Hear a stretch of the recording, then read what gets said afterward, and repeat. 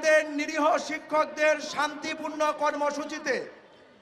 শান্তিপূর্ণ কর্মসূচিতে পুলিশ যে বর্বরোচিত হামলা চালিয়েছে, 2 শতাধিক শিক্ষক আহত করেছে, কারো চোখ নষ্ট হয়েছে, কারো পাও ভেঙে দিয়েছে, কারো হাত ভেঙে দিয়েছে, কারো কান উড়ে গিয়েছে, কারো পেটের মাংস উড়ে গিয়েছে, কারো মাথায় লেগেছে, অনেকেই মৃত্যুর সাথে পাঞ্জা লড়ছে। এর প্রতিবাদে এবং যেসব পুলিশেরা এই বর্বরোচিত হামলা চালিয়েছে তার দৃষ্টান্তমূলক শাস্তির দাবিতে আগামীকাল থেকে সকল প্রাথমিক বিদ্যালয়ে অনির্দিষ্টকালের জন্য কর্মবিরতি চলবে।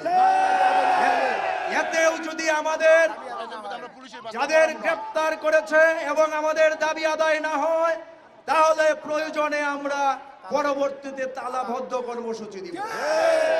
আর আমরা যারা এসেছি, আমরা এখানে রাত্রি যাপন করব এবং আগামীকাল থেকে সারা দেশের সকল শিক্ষকদের আহ্বান জানাচ্ছি, আপনারা যারা স্কুলে থাকবেন কর্মবিরতি পালন করবেন, আর অন্যরা যতদূর সম্ভব সবাই ঢাকায় চলে আসবেন।